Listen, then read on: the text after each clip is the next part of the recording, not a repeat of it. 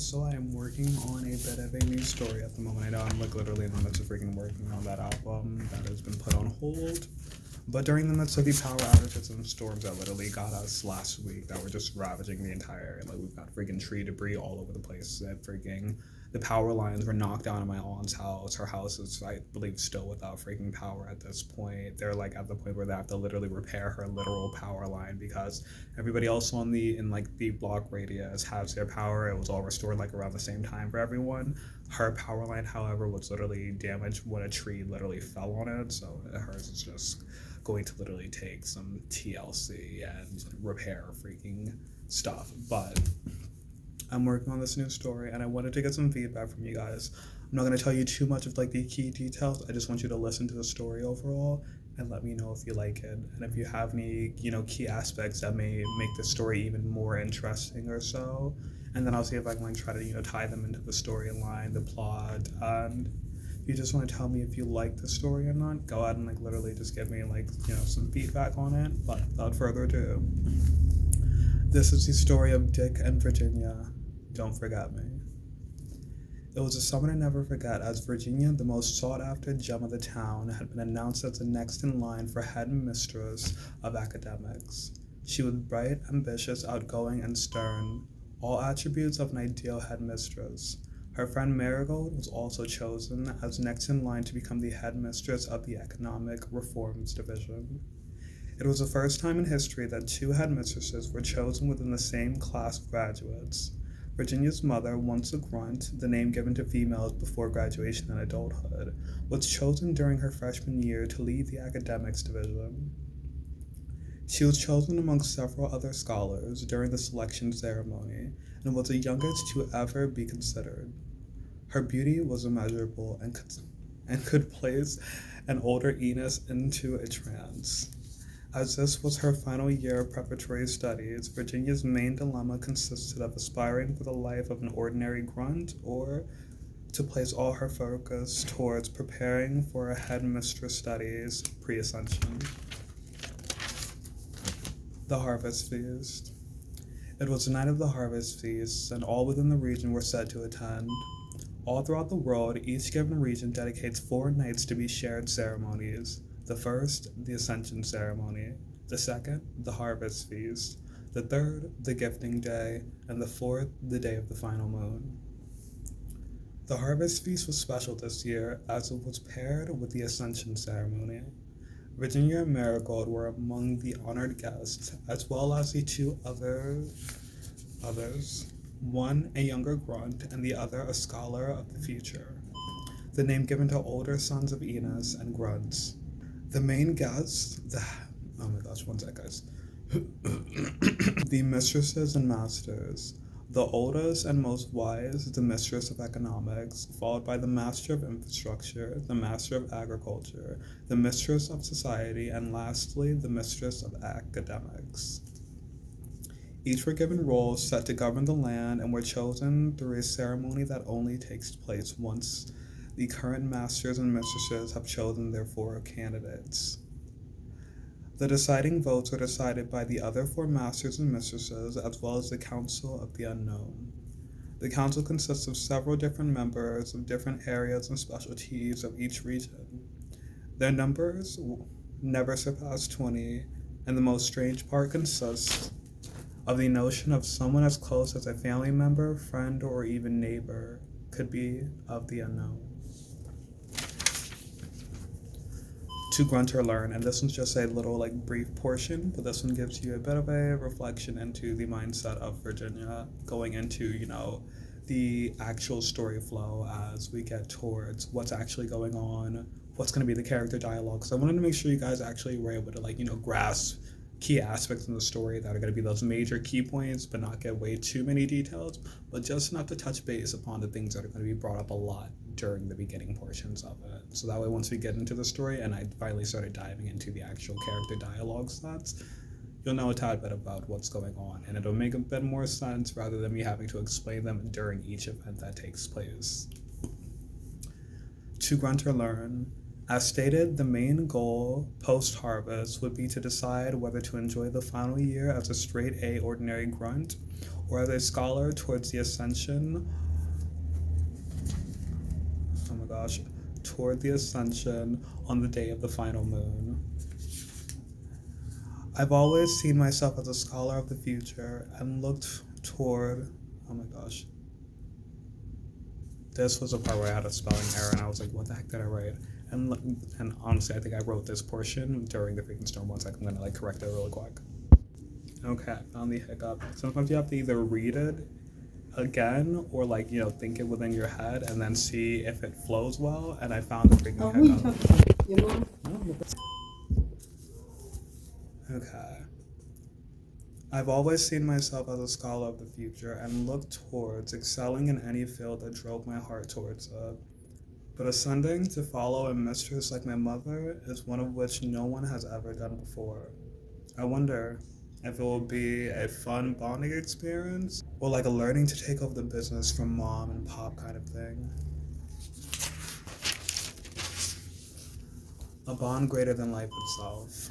Virginia, Marigold, Veronica, and Ella were the friends of our dreams. That ideal goal we all have within our minds. Friends since nearly birth, wise, open, kind, empathetic, and have made it to their final year of preparatory studies without ever having a single spat. Virginia, bold, beautiful, ambitious, driven, and stern. Marigold, wise, empathetic, compassionate, bubbly, and commanding. Veronica, lighthearted, comedic, motherly, athletic, and brave.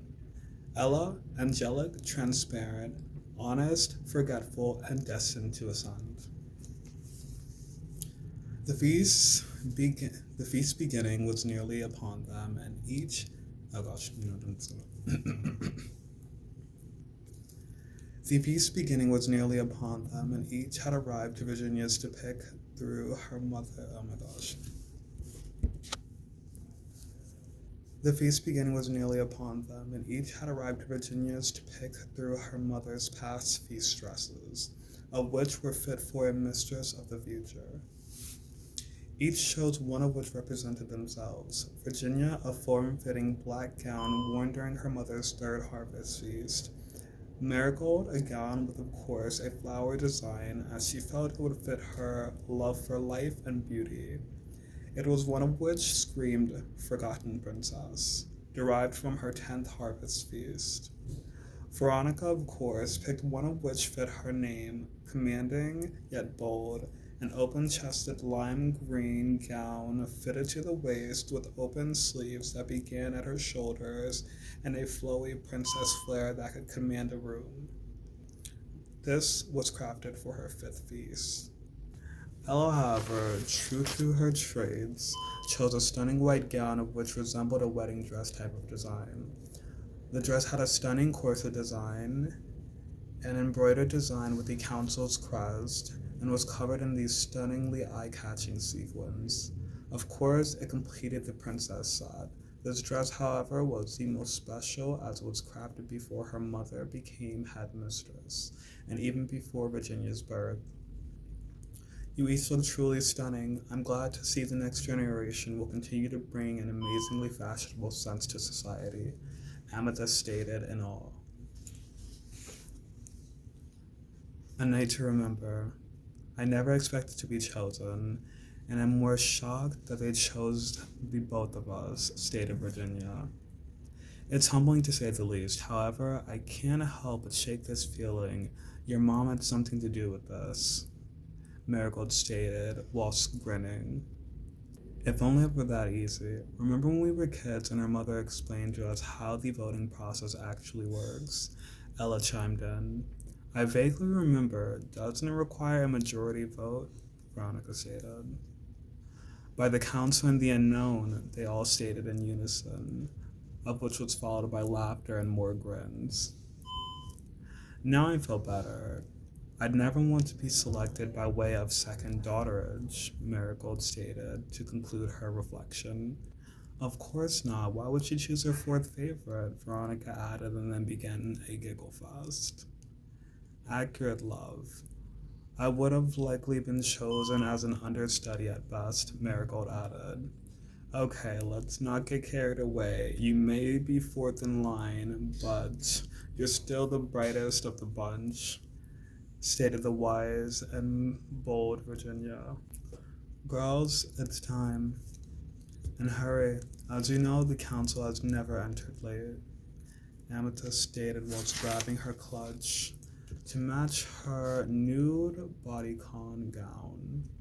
It was designed to highlight features of her most iconic looks. It had the open chest. Oh my gosh.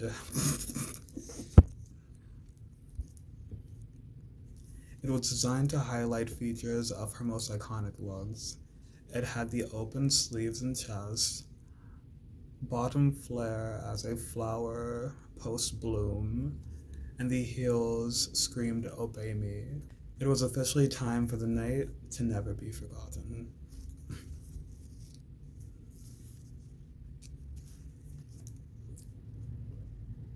The night their entrances would represent more than just the associations of family and friends. Alright, you guys, that is it so far.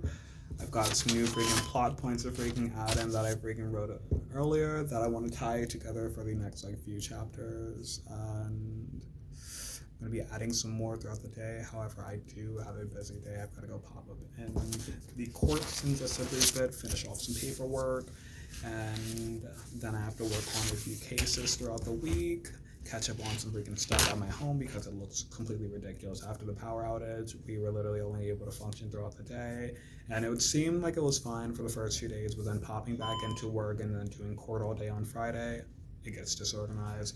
Then we had the graduation here on Saturday, and I had work that day, and we were just in show mode after, so I didn't do any cleaning then. I had work on Sunday also, and then today I'm popping back into the courts, so I'm gonna have to dedicate some time to it tomorrow. I also have to meet up with my new therapist tomorrow.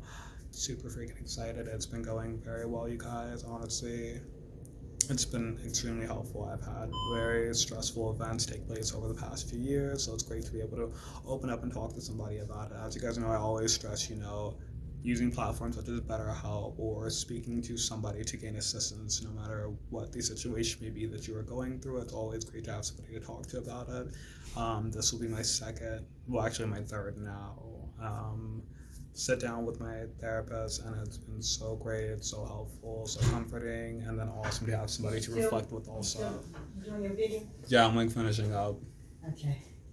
So I always advise, seeking that counsel. Oh, you guys can also look at my freaking handmade wrist guard. My freaking hand has been hurting for the past 3 weeks.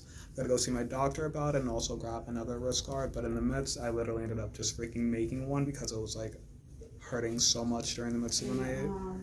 I've been having to adjust it because I literally had it so tight that it was literally at that blister point with freaking rubbing on my freaking thumb area. So now it's a tad more open, but in person, I guess you could actually see that. I didn't really notice it because I literally just throw it on just to freaking make sure that my wrist is protected, but I think it turned out pretty cute and interesting.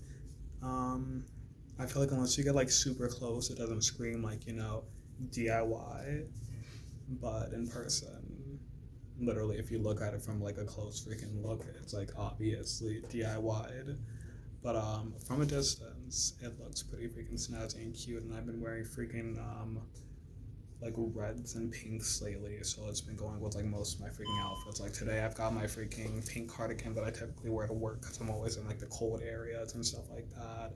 And I've got my bear claw boots on, my red side, so I'm comfy. I'm gonna be in court for a few freaking hours, finalizing the paperwork and then working on another new case. So wish me the best of luck. Give me some feedback on the story, you guys. I will talk to you later. Go check out some of my freaking new vlogs up. If you were wondering what was going on with the freaking Louisiana vs. Calais story, go check out that video where I explained that, because again, that was an extensive one. There was a lot going on pertaining towards it, and I literally did some digging to literally tie together anything for. It's the crash course for dummies who literally didn't know what the heck was going on in the case and were what the heck was everybody talking about. I brought it back to the beginning, so you get caught up on that aspect, you get caught up on what the heck actually took place, And then you can follow up on what's going on now, currently within society, and see if it will happen within your area, and prepare to like not be shocked if it does, because it was a constitutional freaking standard that will follow later in the future in case any of these situations happen to take place throughout our nation now that may follow the same protocols and standards of what took place during the Louisiana vs. Gala story. And then I also posted a relationships update video. I'm going to be promoting that soon, so you guys go check that one out and give me some updates on that one. I really needed some feedback on the freaking relationship flow and the drama that was going on. I'm currently now talking to my freaking ex-boyfriend again, and we're like working on things, but he's still getting on my nerves and being messy. So definitely, jump in and give me some feedback. And aside from that, go check out the freaking little short vlogs. I've got some new ones of Merlin. I've got to post a bunch of them that I'm going to be working on throughout the week. And then I think I'm back in work on like a Thursday this weekish or so.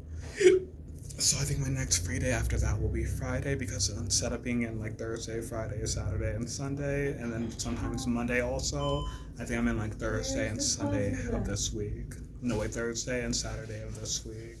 And then maybe Monday, I'm so freaking not sure, but it's a bit of a doozy. So my off days are probably going to be like, since they're in the midst of me working, I'll probably have like more sleep than freaking actually working on content throughout those days.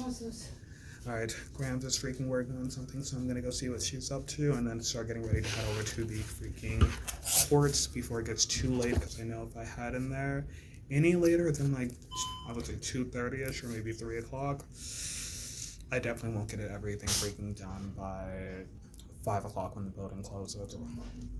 Alright, I love you guys. Talk to you later. Give me some story feedback.